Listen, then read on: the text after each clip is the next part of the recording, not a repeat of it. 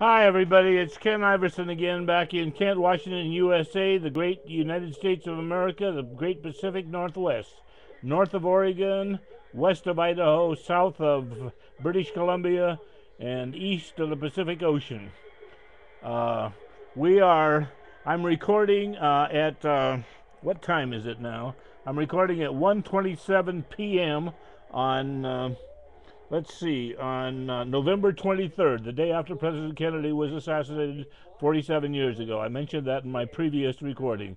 This one will be entitled, if you're looking at Are We Still Alive? Number 2. The first one I just got through recording was Are We Still Alive? Number 1. That's about nuclear war, and the beat goes on. Right now, the United States and its allies are deciding how to respond to the North Korean provocation in South Korea. And we're calling for a coordinated response or something to that effect. And I hope that Obama and the allies have thought about this, because this is absolutely crucial what happens in the next hours now. I'm wondering, this is just speculation, nobody knows. I'm wondering if Kim Jong il is seeing his days as numbered and wants to leave his mark on this world. And that's part of what this provocation is about, where they killed the 3 soldiers in South Korea, off the island of South Korea yesterday.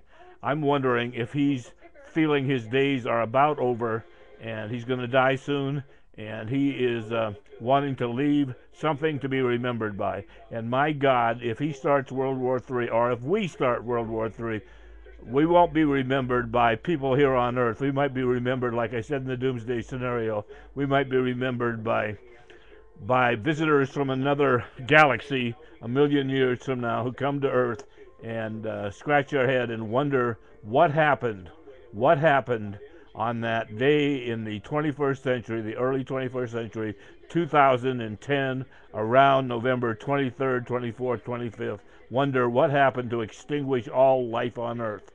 It may sound like I'm talking crazy, but I don't think so. This is a doomsday scenario that I posted last July 18th that got people so excited.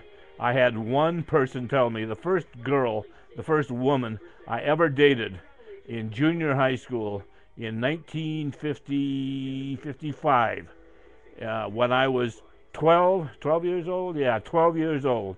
Her name was Joan, and she invited me to the Tolo, the Sadie Hawkins dance. That was the first date I ever had.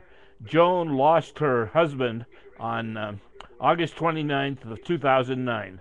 And she looked me up on Facebook after all these years. We hadn't had any contact.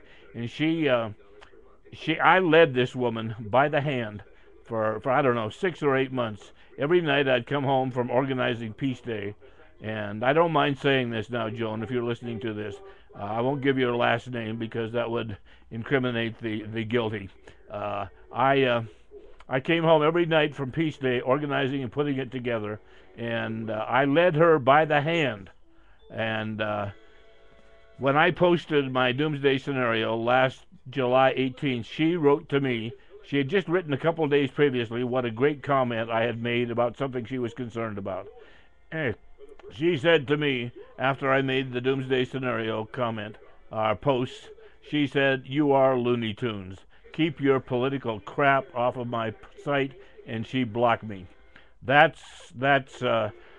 had almost called Joan on the night of July 18th, and I did not, and I am really glad I did not. I knew I would get crap, and I didn't need crap from her or anybody else at that point. I just sucked it up and spent that night alone. I think I cried a little bit, and then I received an email, or a Facebook email, from Mohammed Ishfat Bhat, B-H-A-T, and he's on Facebook, and he wanted me to look at the video of the Yvonne. It turned out it was the Yvonne Ridley video that he wanted me to take a look at. Ridley. If you want to look it up, you can Google it. And he wanted me to take a look at that before I made any more posts about the Taliban. And the truth of the matter is, I never said one word about the Taliban in this post. that I made on the 18th, the 17th or 18th. I'm not sure the exact date. It was late at night, and also he wanted me to look at the videos of Yassini, Sheikh.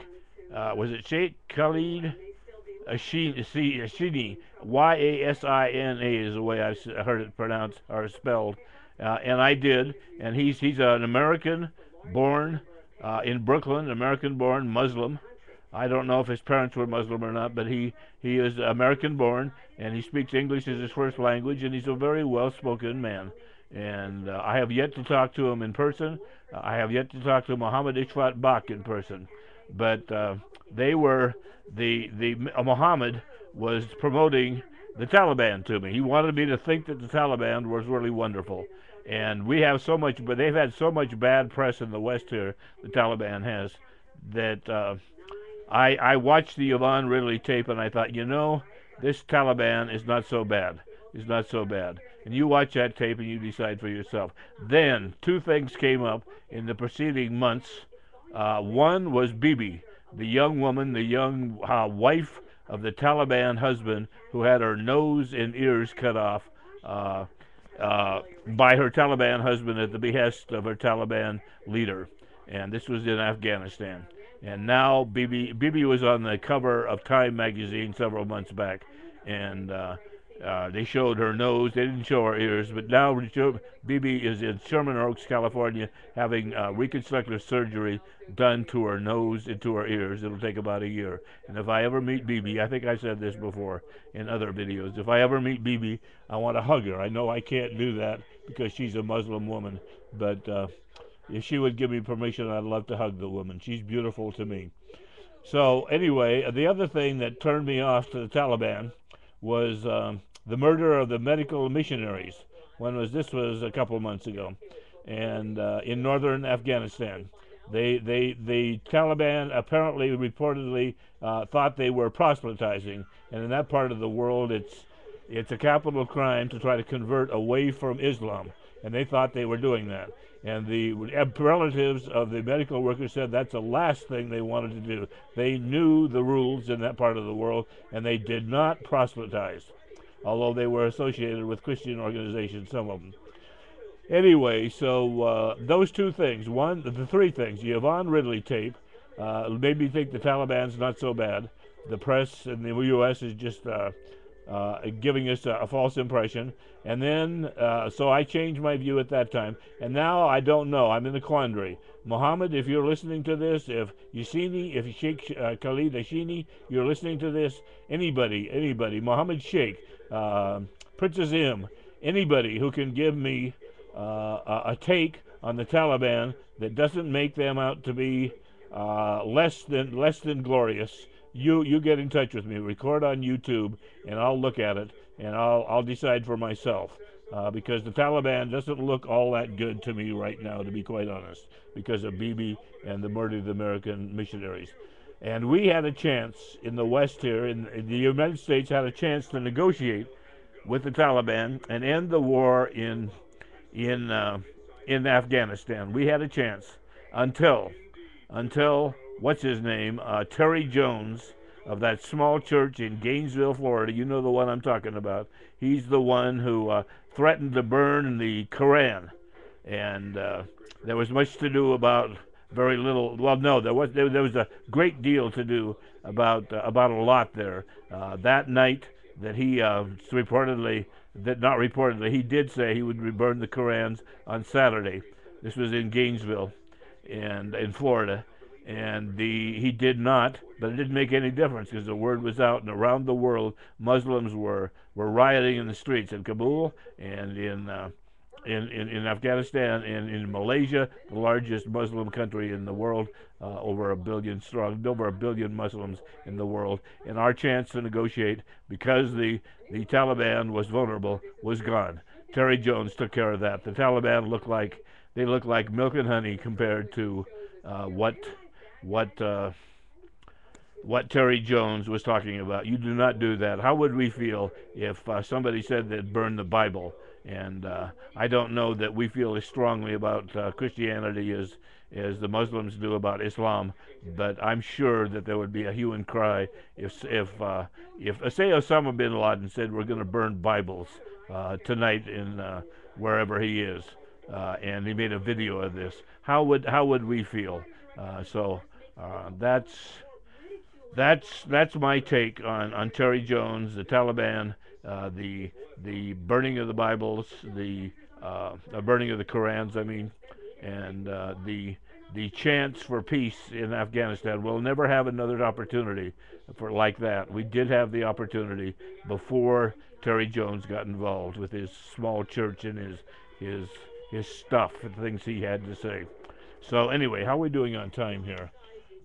We got about 4 minutes, about 4 minutes left here. Okay, so right now, can you see? You can see over my shoulder there. Let's listen for a second and see what they're saying on CNN.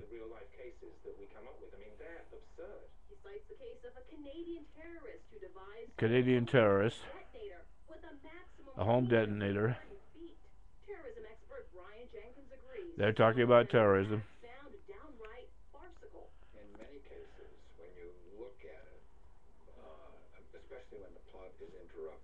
They're talking about interrupting a terrorist plot.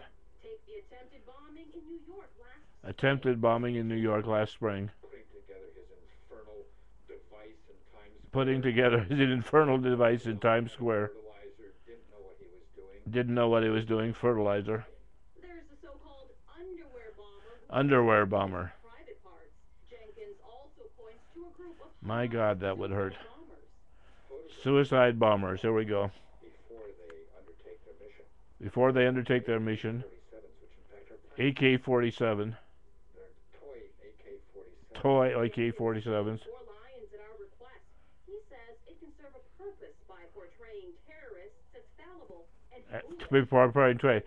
Portraying terrorists as fallible and stupid. Who is this guy? They can lead to believe that they're still not dangerous. Well, let there be no doubt they're dangerous. Ask 3,000 Americans and people from around the world, including Muslims, who were killed in 9/11.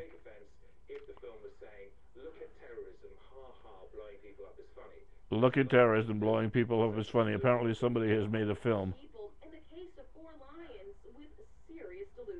And okay, they have a audio recording. All you non-believers. Well, Sarah Palin. Well, let's go from the sublime to the ridiculous. Let's leave Sarah Palin alone for the time being. You can see her over my shoulder there. Sarah Palin. Sarah Palin, in my opinion. Well, I won't go into that. She may be a candidate for presidency in 2012, and I say that's the best thing that could happen for Barack Obama, is that she's a candidate, because there are unfavorables amongst independents who largely decide elections in this country is around 80%, and that's a good sign for Barack Obama. If Sarah Palin is nominated, the Republicans know this. They're trying to keep her from being nominated. The Democrats will be in for another 4 years, at least Obama will. And after the Republicans get through with the next 2 years, if the early days of this after the election on November 2nd are any indication, people like John Kyle, who is holding up the vote on the START Treaty, the Strategic Arms Limitation Treaty, is holding up that vote. If that's any indication of what the Republicans are up to, or the repeal of health care reform, which I regard as the greatest legislation since Medicare and Medicaid since in 1955 in the Johnson administration, if that's any indication of what the Republicans are going to do during the next 2 years, this country is in for some rough sledding, let me tell you. The Republicans, in my opinion, my humble opinion, are going to destroy this country. And they are not only the party of no, now they've got power, and they're going to wield it, and they're going to destroy this country. They're going to send us back to the 1930s or worse. They're going to repeal everything Obama has done good during the last the last 2 years, and this is a disaster for America. I saw it coming. And here we go. I'm out of time now. Goodbye. We'll talk to you later. Bye-bye. Another segment. Bye-bye.